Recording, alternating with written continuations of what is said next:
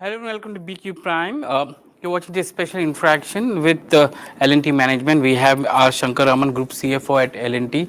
Mr. Raman, thank you very much for joining us on BQ Prime. Uh, you know, you got a good set of numbers. Order inflows jumping 72% in the quarter, revenue up 19%, order book of 4.5 lakh crores. Uh, do you see a good capex cycle coming up, especially within in the country as well as GCC area, because a good amount of orders came in from this in the quarter? The momentum of capex in GCC countries have been pretty strong right from, let's say, somewhere middle of last year. I think minute Saudi Arabia adopted the Vision 2030, the amount of investments that they set aside and the areas in which the investments have been allocated have been very interesting and large. They actually enabled us to use our capabilities built back home in India to good effect, because we had many of the track record for references to be able to pre-qualify for those opportunities.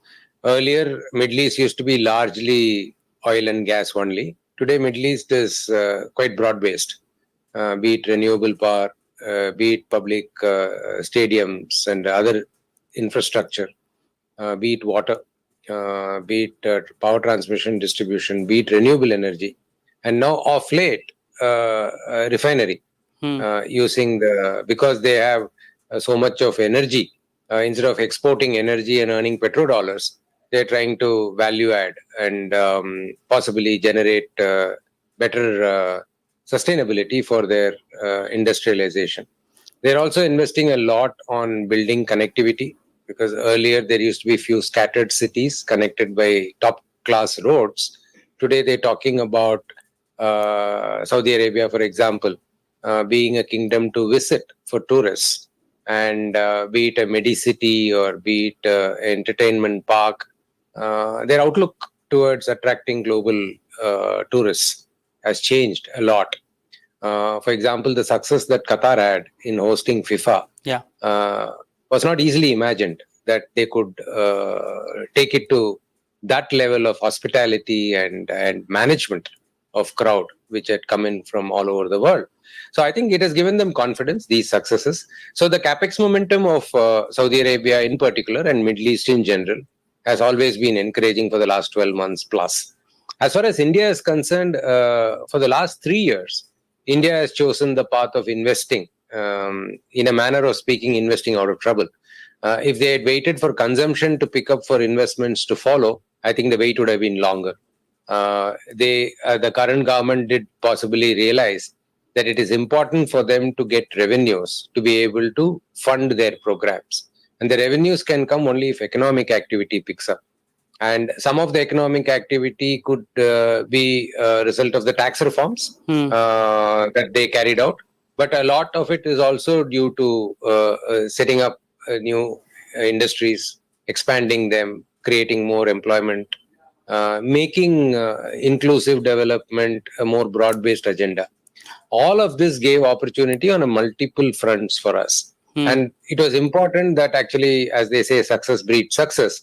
I think first year well done brought more thrust into it in year 2. And in the year in which we are currently working, almost 10 lakh crore of allocation that the union government has done. And as of August, almost 38% of that money has been spent. So I think they're trying to not make it back-ended or event-oriented. They're trying to make it more broad-based and more consistent. I do realize that there is an event risk in terms of election that is coming up in the summer of 24. But assuming that the economic benefits is there for all to see, if there is a win-win formula that the country has latched onto, and that is what makes even RBI continue to stick its neck out and say 6.5%, 6.75% growth, even in a year when globally growth is the best of countries are not growing more than 4.5%. So given that scenario, I think I do believe the domestic capex, especially in the sectors that is active today, will continue. A lot might join along the way because I think if you create, let's say, a dedicated freight corridor, Yeah. so many associated investments will come up. The stations will have to be developed. The loading, unloading has to be developed. Investments will have to be happening on the wheels, axles, rail rakes, etc. And the logistics, transshipment, warehousing. The entire the value chain get unleashed if you have a large program at the core of these investments. So, which is what the government is doing. And I'm reasonably hopeful that the next 10, 15 years, India will continue to see build out of the type that is required for the country to get ahead. Are you? Having tasted success, sorry, just one more Yeah. minute. Yeah. Having tasted success in the global arena as a progressive democracy, I think there is a lot to lose by allowing this positioning to slip. Mm-hmm. Do you see private sector also coming in a big way? Because in the last 3 years we had the government, state governments coming out with capex, and you've been very categorical in saying that it's mostly been funded by multilateral agencies. Do you see private sector capex coming up? And secondly, when you talk about the Middle East order book, do you see what kind of prospective pipeline do you see from there, and what kind of win ratio that you see from that region? See, insofar as pipeline in Middle East is concerned, as we assess now, going ahead, uh, close to 3 lakh crore of rupees of pipeline that we are able to see. Totally international pipeline that we see is about 4 lakh crore. And I'm assuming 25% of the investment would be in the other region. Typically in India, our win rate has been 15%, 20%, and thereabout. One out of 5 projects, let's say, Yeah. a manner of speaking, 1 out of 5 projects we win. But in India, the sizes of the projects are much smaller. Yeah. Consequently, the number of people eligible to bid is much higher. Yeah. So, which is why the 20% or 15% win rate. When it comes to markets like Middle East, they operate a little differently. The sizes of the projects are large. So the pre-qualification criteria that they use is stiffer, far stiffer than what is used in India. So this automatically shrinks the number of interested participants to manageable number. Many times it is 3, 4, 5 of that order. If in India you're going to have 8, 9, 10 order of comparison, it could be 3, 4, 5 in the Middle East. What this does is this improves the win ratio. Sometimes the win ratio is as high as 35% or 40%. Depends on the program that we are participating and our technical qualifications to be able to do that. This is not to say cost competitiveness is not important, but the weightage that is given for completion track record, the weightage that is given for safety track record, the weightage that is given for the equipments and the machinery and the resources that contractor is willing to bring on table.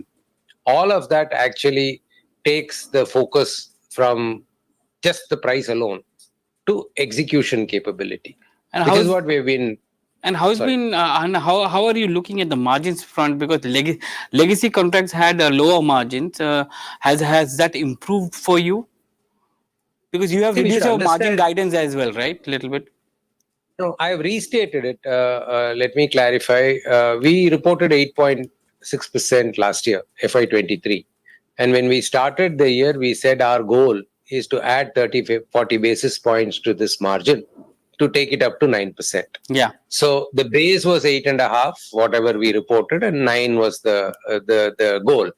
Now, even today, despite the first 6 months, our margin rate is about 7.4 on a comparative basis. Even today, we are not resetting the goalpost. We are keeping the goalpost as 9 because we don't want to confuse the stakeholders and ourselves by changing the goalpost midway.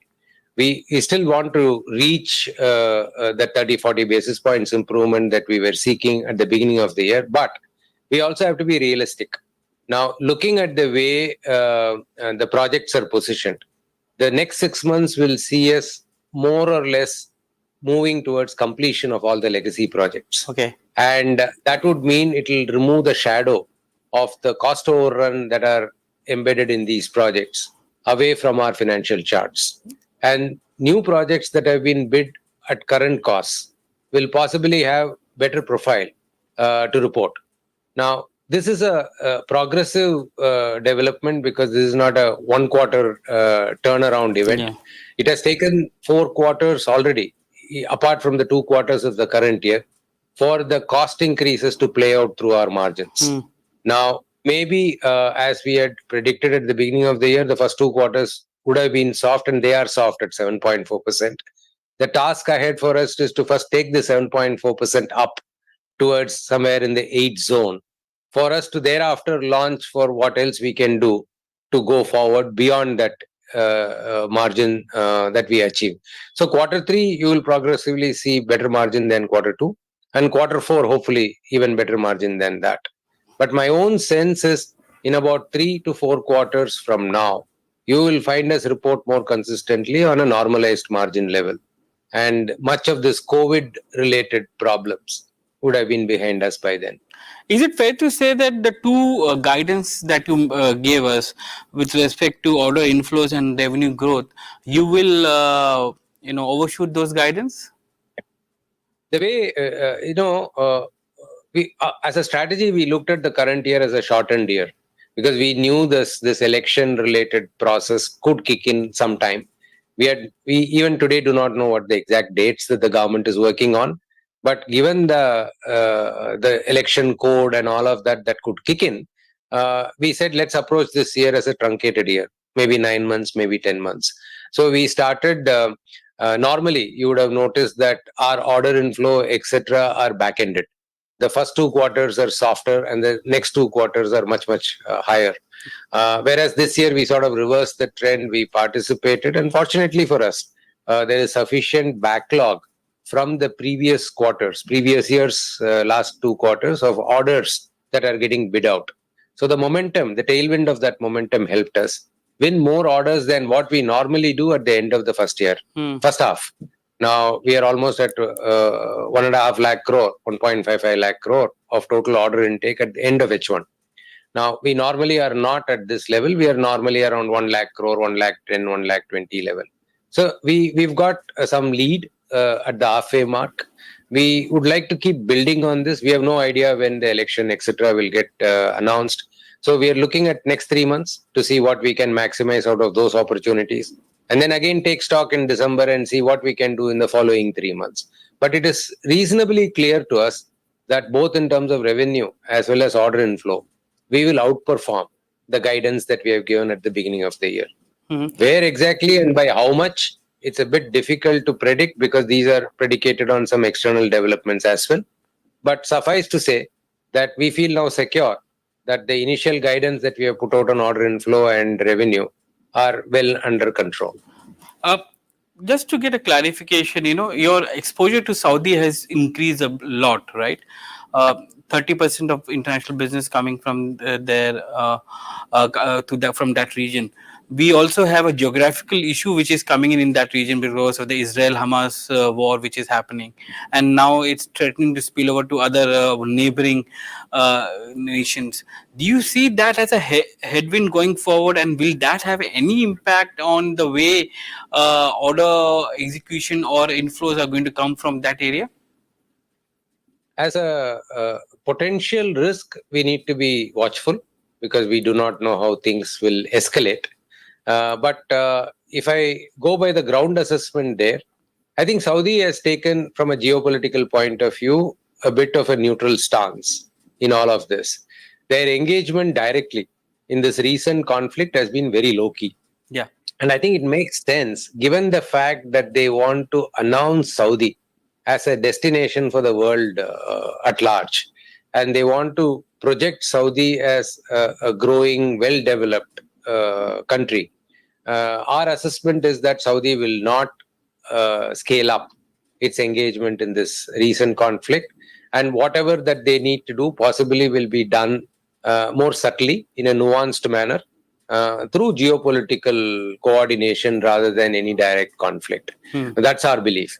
Now, the fact that our project sites, even as we speak today, are working full clip to their schedule and the sponsors have not slowed down any bit of their pressure on us to complete the projects. I think those are reality checks that we have. And none of our supply chain is in the conflict zone, even assuming the conflict spreads over, as you said, to the neighboring regions. Um, Fortunately for us, I think both from a technical point of view as well as from a risk management point of view, we've always looked at some of those regions as volatile regions. And the peace was always, punctured with, pockets of violence, etc. So we were never exposed in terms of supply chain in those areas. There was obviously, given the superiority of Israel in technology, and particularly in areas of water, etc., there always used to be conversations around technology with partners. But that is at a business level, nothing to do with the engagement on the ground at country level. It's more thought partnership rather than actual physical infrastructure partnership. So we feel that given all of this, while we need to be mindful, I don't think we see that as a headwind for achieving whatever that we seek to achieve. One of the things which is interesting the market is about your entry into semiconductor business, fabulous technology, semiconductor technology designs. Give me some idea of what exactly you're planning to do. What kind of capital allocations are you looking at? What is the scalability and timeline for that? See, if you look at semiconductor as an area of opportunity, I think it is a very interesting space. The world is consuming more and more of gadgets with functionalities and is rejecting gadgets which are monoline, which is no functionality. Whether it is automobile, whether it is the household gadgets, whether it is our phone or industrial equipments, we want it to deliver more. And to that extent, I think the importance of semiconductors is only growing. By assessment of various industry specialists, the semiconductor volume is about $27 billion in India today, and it is expected to double by 2030. The question that we asked ourselves is, if there is such an opportunity in front of us, and it is actually an investment for future, how do we participate in this? We were quite clear that we are not going to be very balance sheet intensive in pursuing these opportunities, because anything which is balance sheet intensive, you need to have scale to compete, and that much more complicated to unwind. So we decided that we will not get into fab related activity or fab manufacturing, but instead we will go one step higher in the value chain and look at areas which is capable of being patented. So that led us to designing of the chips. As it is through our technology services subsidiary, we were doing the outsourced work of designing. India does a lot of back-end work in chip design. Yeah. Because of the skill pool that we have, and L&T Technology Services also does that. So there is a bit of play available in terms of domain expertise in this company. But what we actually wanted to do is get a step higher. We wanted to actually be a customer to, so to speak, L&T Technology Services or the likes, and design prima facie the chip. And that can happen only if you collaborate with the ultimate customer who wants his product out with certain functionalities and features. If somebody is working on tomorrow's car, if somebody is working on tomorrow energy meters, somebody is working on any product which is tomorrow, which is of industrial application, then he has to work ahead of time with chip designers, because the functionality has to be translated into a chip design.